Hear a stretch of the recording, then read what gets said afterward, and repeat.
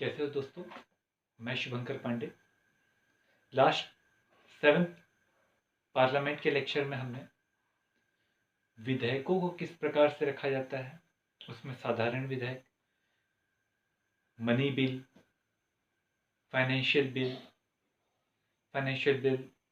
1 और 3 दोनों को समझा।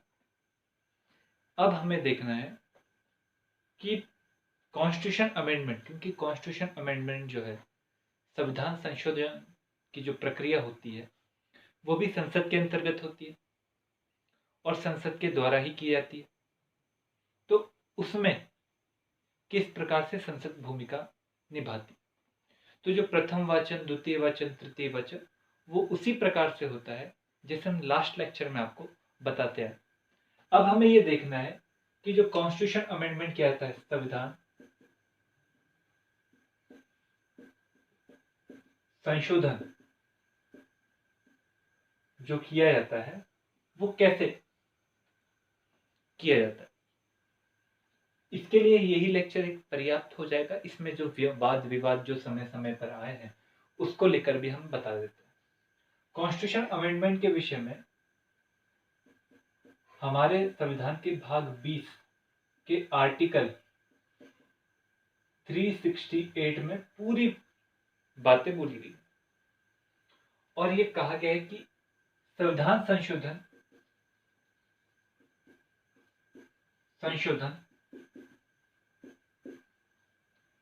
तीन प्रकार के होंगे।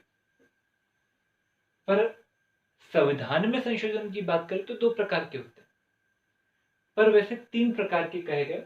एक साधारण संशोधन को भी वो संविधान संशोधन मान लेते हैं, पर वैसा नहीं है। साधारण संशोधन का मतलब यह है कि जो बिल है, जो साधारण बिल है, उसमें यदि कोई संशोधन करना है तो उसके लिए लाए गए जो बिल रहते हैं उसे कहते हैं संशोधन बिल।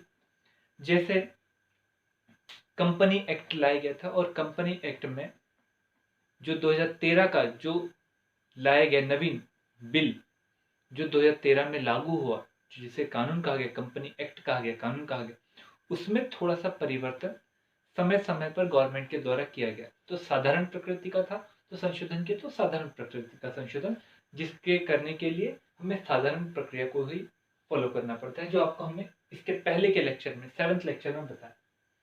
पर संशोधन की अगर बात करें तो ये 2 प्रकार के होते हैं और दोनों ही प्रकार के संशोधनों को हम देख लेते हैं कि किस प्रकार से अमेंडमेंट को किया जाता है। एक रहता है जिसमें दोनों सदनों,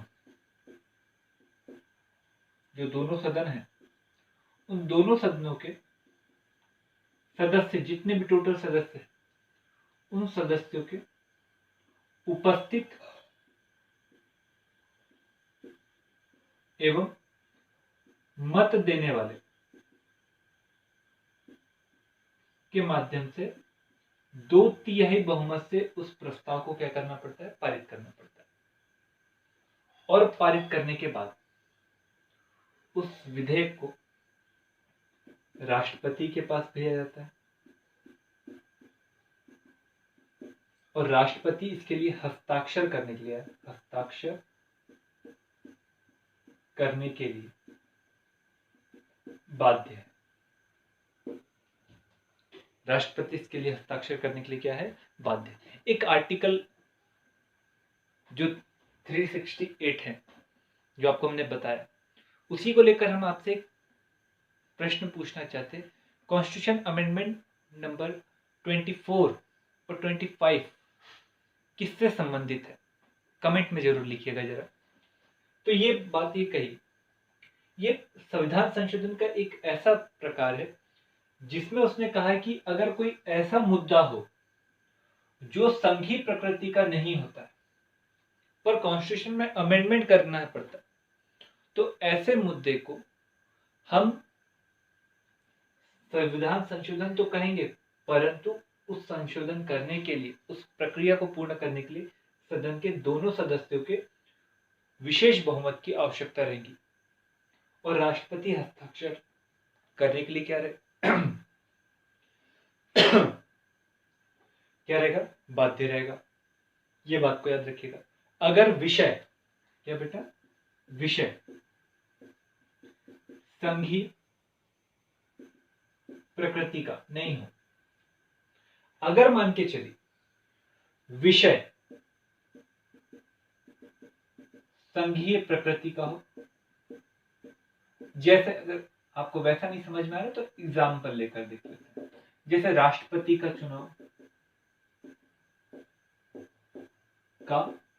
चुनाव हो, या जीएसटी में कोई अमेंडमेंट करना हो, जो एक संघीय प्रकृति को लिए हुए, क्योंकि इसके कारण केवल केंद्र में थोड़ा परिवर्तन नहीं होगा, उसका असर राज्यों की सरकार की नीतियों पर भी पड़ेगा। तो उस प्रकार के विषय को संघीय प्रकृति के विषय कहा जाता है। अगर इस प्रकार के विषय में यदि संशोधन करना होता है तो संशोधन करने के लिए किसी भी सदन में, याद रखिए इस संशोधन में भी और इस संशोधन में भी, किसी भी सदन में जो प्रक्रिया है उसे शुरू किया जा सकता है। क्या किया जा सकता है? स्टार्ट किया जा सकता है। उसके बाद में प्रत्येक सदन में, चाहे लोकसभा हो चाहे राज्यसभा हो, प्रत्येक राज्य में उसे 2/3 बहुमत से क्या करना पड़ेगा? अलग अलग पारित करना पड़ेगा। और 2/3 बहुमत से अलग अलग पारित करने के पश्चात उसे कुल जितनी भी विधानसभा है हमारे, उससे उसकी 50% विधानसभाओं से साधारण बहुमत से क्या करना होगा? पारित करना होगा। और उसके बाद में वो किसके पास जाएगा? राष्ट्रपति के पास, और राष्ट्रपति हस्ताक्षर करने के लिए क्या है? बाध्य। ऐसा ही जीएसटी में भी हुआ। जीएसटी एक संघीय प्रकृति का कानून था, जिसमें राज्य सूची के कुछ जो विषय थे जिसके ऊपर कर संग्रहण करने का अधिकार राज्य सरकार को था, और केंद्रीय सूची के कुछ विषय थे जिसके ऊपर कर संग्रहण करने का अधिकार केंद्र सरकार को था। दोनों को ही जीएसटी के अंतर्गत लाया गया, जिसके कारण ये स्वाभाविक हो गया कि ये जो कानून है इसका इम्पैक्ट कॉन्स्टिट्यूशन की संघीय प्रकृति पर पड़ेगा, और इसलिए जरूरी पड़ गया कि हमें कि उस संशोधन को लोकसभा और राज्यसभा से विशेष बहुमत से तो पारित करना ही होगा। उसके बाद में कुल जितनी विधानसभा है उन विधानसभाओं की 50% विधानसभाओं से साधारण बहुमत से पारित करना होगा। उसके बाद में राष्ट्रपति के पास देना पड़ेगा, और राष्ट्रपति हस्ताक्षर करने के लिए क्या है? बाध्य है। अब यहां पर एक प्रश्न आता है, ये आपने प्रक्रिया को समझे जिसको हमने आपको बताने की कोशिश की। अब बात यह आता है कि क्या कॉन्स्टिट्यूशन अमेंडमेंट के माध्यम से क्या संसद को कॉन्स्टिट्यूशन अमेंडमेंट करने का एब्सोल्यूट राइट है, अत्यंतिक अधिकार है क्या? अब इस बात को लेकर समय समय पर विवाद आते हैं। हम आपसे 3 विवादों की चर्चा करेंगे और उन विवादों के आधार पर आपको बताने की कोशिश करेंगे कि क्या संसद के पास में संविधान संशोधन करने की अत्यंतिक शक्ति है क्या। इस बात को लेकर हम आपके सामने 3 विवादों को थोड़ा सा बताते हैं। 1951 का एक विवाद है जिसे हम गोपालन मामला कहते हैं। गोपालन मामला है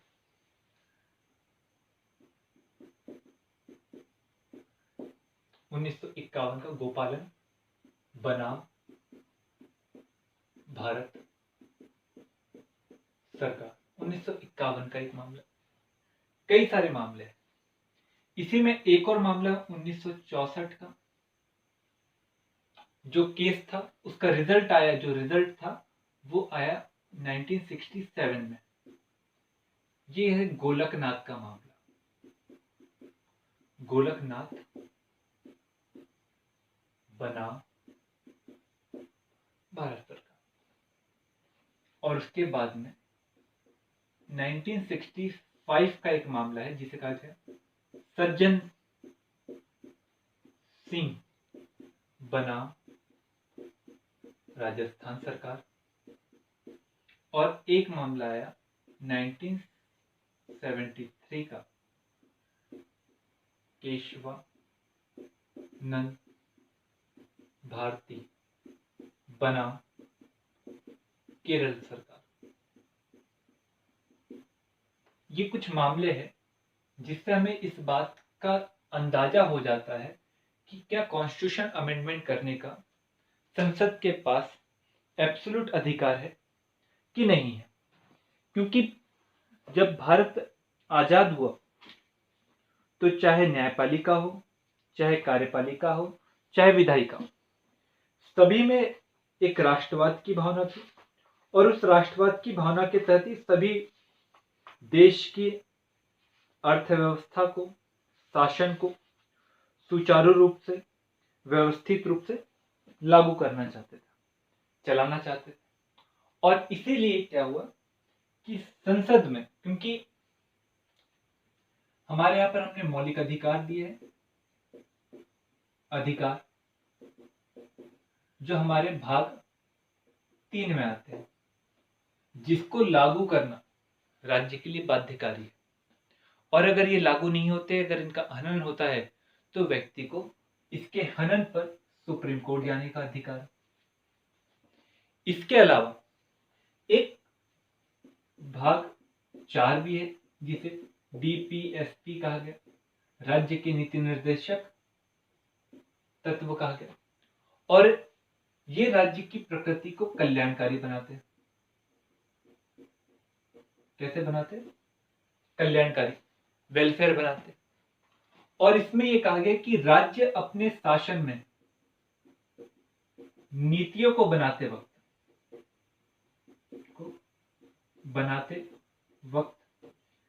इन DPSP में जो आर्टिकल 36 से लेकर 51 तक के, उनमें लिखी गई बातों को अपनी नीतियों में शामिल करेगा, परंतु ये बाध्य नहीं है कि वो शामिल करे, पर बनाते समय में ध्यान रखें।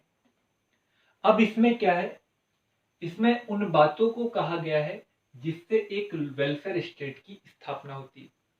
और जितनी भी लोकतांत्रिक सरकारें हैं जो चुनाव लड़ती है और चुनाव लड़ने के बाद में सत्ता में बैठती है, वे सब ऐसे लोकतांत्रिक कार्यों को करने के लिए हमेशा अग्रसर होंगी जिससे उनकी पुनः सत्ता में क्या हो? वापसी हो।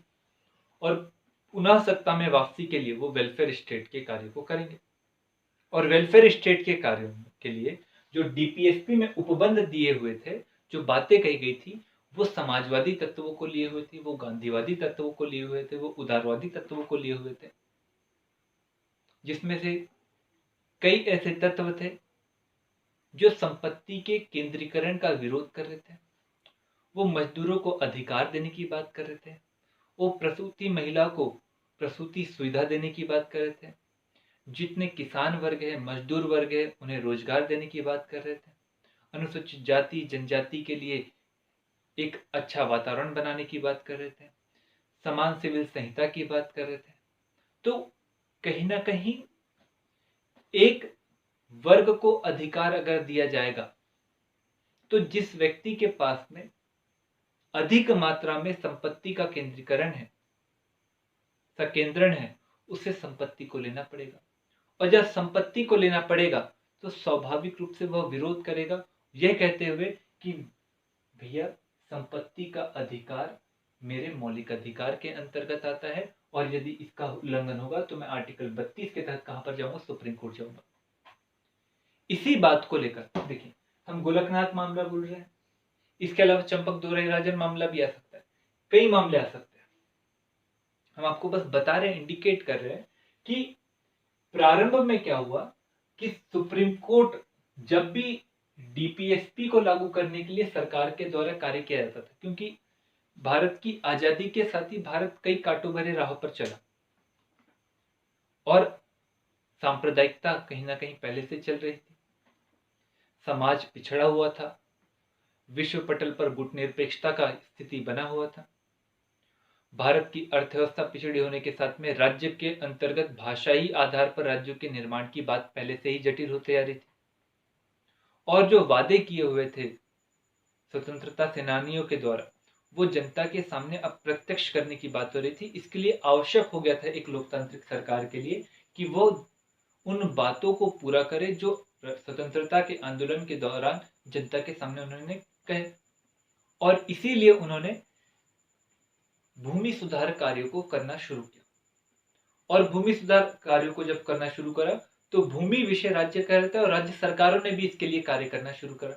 केंद्र सरकार के द्वारा भी कार्य किया जाना शुरू किया और कई बड़ी मात्रा में संपत्ति का क्या किया गया, अधिग्रहण किया गया। और जब अधिग्रहण किया गया तो अधिग्रहण करने के साथ ही कई मामले, मुकदमे सुप्रीम कोर्ट में पहुंचे।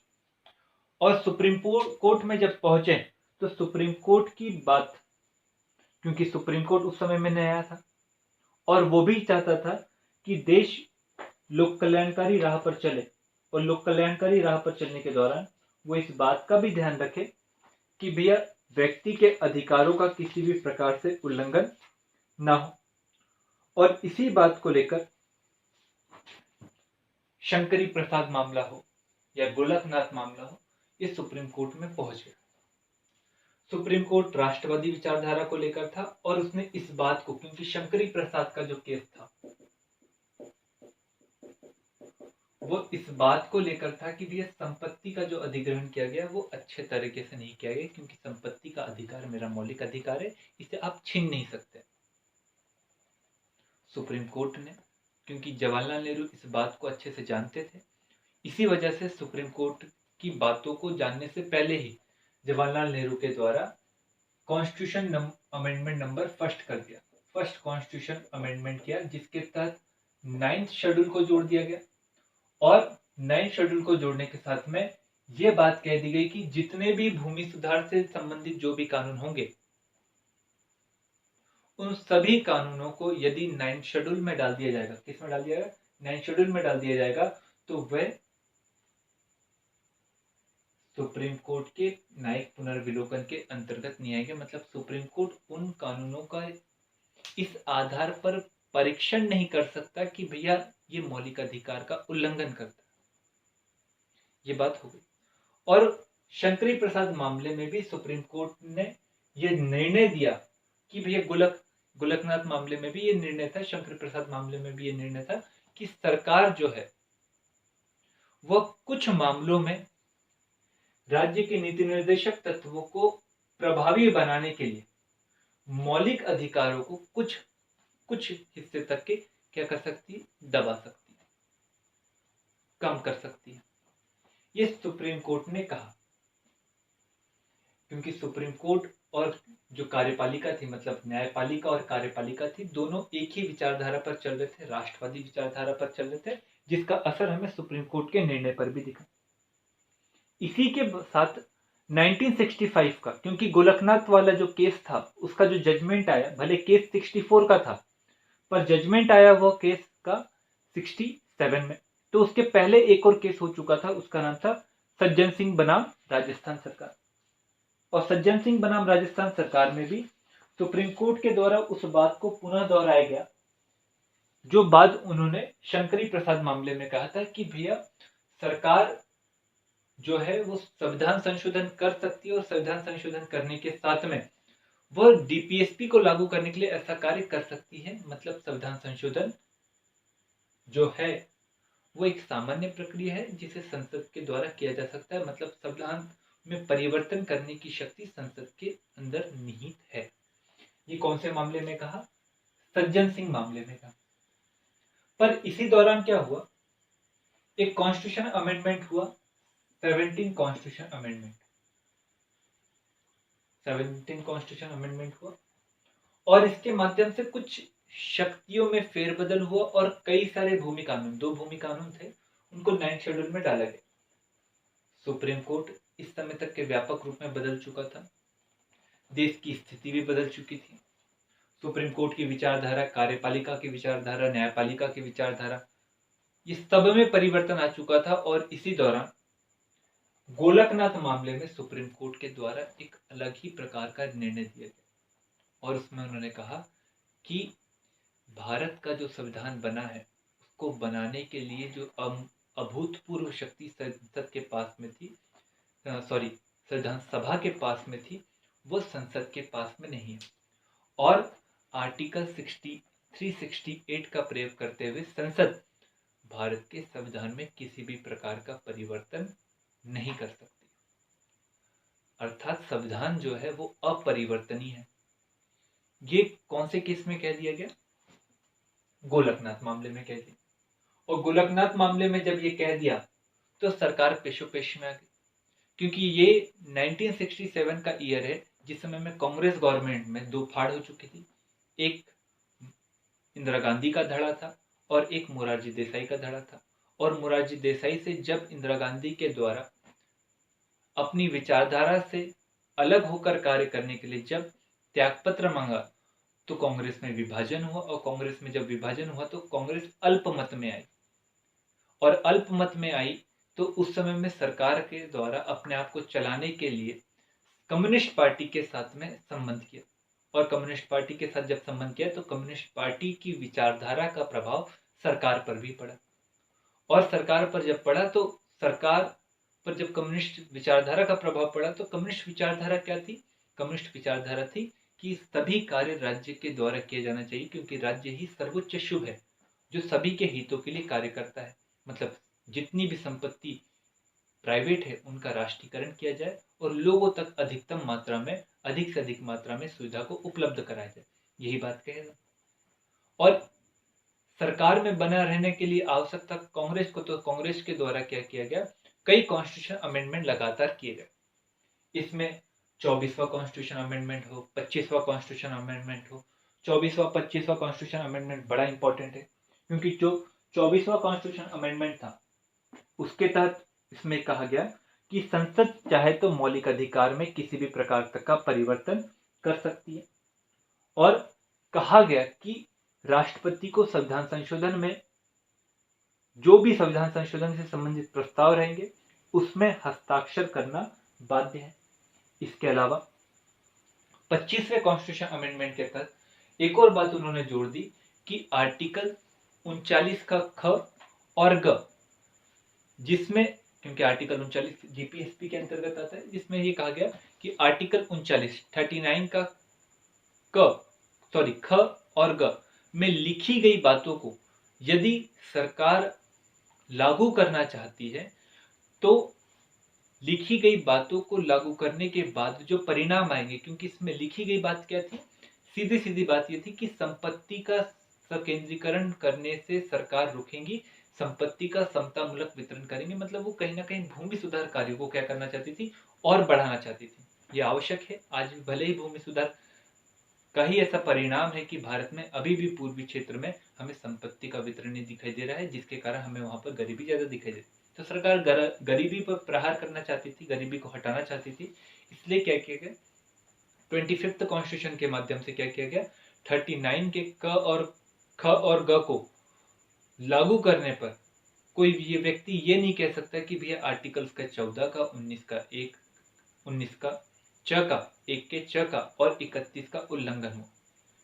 और साथ में कई सारे कानूनों को क्या किया गया? भूमि सुधार कानूनों को 9th शेड्यूल में डाल दिया गया। और 9th शेड्यूल में जब डाल दिया गया तो लगातार कॉन्स्टिट्यूशन अमेंडमेंट होते रहे। इसी समय में क्या हुआ? केरल के 2 बिल थे, उन बिलों को भी क्या किया गया? 9th शेड्यूल में डाल दिया गया, जिस वजह से केशवानंद भारती, जिनकी संपत्ति जो प्राइवेट थी, वो उनका जब राष्ट्रीयकरण हुआ तो वो हाई कोर्ट पहुंचे और हाई कोर्ट से फिर पहुंचे सुप्रीम कोर्ट। और सुप्रीम कोर्ट के द्वारा एक ऐतिहासिक जजमेंट दिया गया। और ऐतिहासिक जजमेंट ये था जिसमें 13 जजों की बेंच थी और 13 जजों की बेंच में 6 के बहुमत से, मतलब 7 पक्ष में और 6 विपक्ष में बहुमत से यह कहा कि संसद को कॉन्स्टिट्यूशन में अमेंडमेंट करने का अधिकार है। यह उन्होंने कहा। दूसरा ये कहा कि संसद को उस प्रकार का अधिकार नहीं है, उस प्रकार का अधिकार नहीं है जिस प्रकार का संविधान सभा को था। फिर इसी के सब परंतुक में जोड़ा, फिर एक और परंतुक जोड़ा कि संसद को अधिकार तो है संविधान संशोधन करने का, परंतु जिस प्रकार का संविधान सभा के द्वारा बनाया गया है, जिस मूल भावना के तहत बनाया गया, जिस मूल विचार के साथ बनाया गया, जितना बेसिक स्ट्रक्चर के साथ बनाया गया, उस बेसिक स्ट्रक्चर में संविधान संशोधन करने का अधिकार नहीं है। ये बात को भी जोड़ दिया। और यहीं से बेसिक स्ट्रक्चर मतलब आधारभूत ढांचे की संरचना, आधारभूत ढांचे की संरचना इजाद हुई जो वर्तमान में चल रही। इस आधारभूत ढांचे को समाप्त करने के लिए 44 कॉन्स्टिट्यूशन अमेंडमेंट भी किया गया। पर मिनर्वा मिल्स मामले में क्या हुआ, जो 1980 का था, 1980 का इसके बाद में एक और केस था जिसे कहा गया मिनर्वा मिल्स मामला, जिसमें यह कहा गया कि सुप्रीम कोर्ट ने यह कहा कि जो आधारभूत संरचना की जो अवधारणा है वो जुडिशियली रिव्यू के अंतर्गत आती नहीं है। और साथ में एक और शब्द कहा कि जो जुडिशियली रिव्यू है, क्योंकि कई बार यह हो रहा था कि सरकार के द्वारा बनाए गए कानूनों का सुप्रीम कोर्ट जुडिशियली रिव्यू कर रहा था, परीक्षण कर रहा था, सही है कि गलत है, दुर्भावना के साथ तो नहीं है। तो मिनर्वा मिल्स मामले में, वामन राव मामले में, इसके बाद में 81 मामले में ये कह दिया कि आधारभूत संरचना जो है उसके अंतर्गत जुडिशियली रिव्यू आता है। और दूसरी बात ये कहा कि जो डीपीएसपी है और फंडामेंटल राइट्स है ये एक दूसरे के विरोधी नहीं है बल्कि एक दूसरे के पूरक है, अर्थात एक अगर होता है तो दूसरे की प्राप्ति अपने आप हो सकती है, तो इन्हें एक दूसरे का विरोधी ना माना जाए। ये सुप्रीम कोर्ट ने कह दिया। तो वर्तमान में जो जजमेंट चल रहा है उसमें यह कहा गया है कि संसद जो है उसे कॉन्स्टिट्यूशन अमेंडमेंट करने का अधिकार है और वो कर सकती है, परंतु बेसिक स्ट्रक्चर में नहीं कर सकती। तो बेसिक स्ट्रक्चर की जो अवधारणा है वो कहाँ से आई, वो बेसिक स्ट्रक्चर की अवधारणा जो है वो हमें दिखाई देती है केशवानंद भारती केस से। और दूसरी बात ये भी हम बता दें, बेसिक स्ट्रक्चर में क्या क्या आएगा इसको लेकर भी सुप्रीम कोर्ट के द्वारा कहा गया कि हम अभी नहीं बताएंगे, समय समय आने आने पर बताएंगे। मतलब बेसिक स्ट्रक्चर की एक कोई लिस्ट नहीं है, उस लिस्ट में कई सारे टॉपिकों को ऐड किया जा सकता है जब समय की दरकार हो। ये भी बात उन्होंने कह दी, तो इस बात को थोड़ा सा ध्यान में याद रखिएगा। तो ये हमने आपको बताने की कोशिश की कि कॉन्स्टिट्यूशन अमेंडमेंट कैसा होता है, किस प्रकार से वर्क किया जाता है। कल का जो लेक्चर रहेगा उस लेक्चर में हम जो बजट और संयुक्त बैठक का प्रावधान होता है उन टॉपिकों को देखने की कोशिश करेंगे कि किस प्रकार से बजट को रखा जाता है और संयुक्त बैठक का प्रावधान क्या है, क्योंकि आर्टिकल 108 में हमें ज्वाइंट बैठक की एक बात समझ में आती है जिसके ऊपर प्रश्न कई बार बने हैं, सीधे सीधे प्रश्न बने हैं, वाक्यों के साथ बने हैं, कथन कारण में बने हैं। तो हम उन वाक्यों को भी, उन बातों को भी समझने की कोशिश करेंगे। यदि आपको ये वीडियो अच्छा लगा हो तो जरूर से लाइक करिए क्योंकि इससे मोटिवेशन मिलता है, शेयर करिए क्योंकि इससे चैनल की प्रसिद्धि होती है, और लगातार देखते रहिए ताकि आपके कंसेप्ट हमेशा लगातार अच्छे बनते चले। Thank you.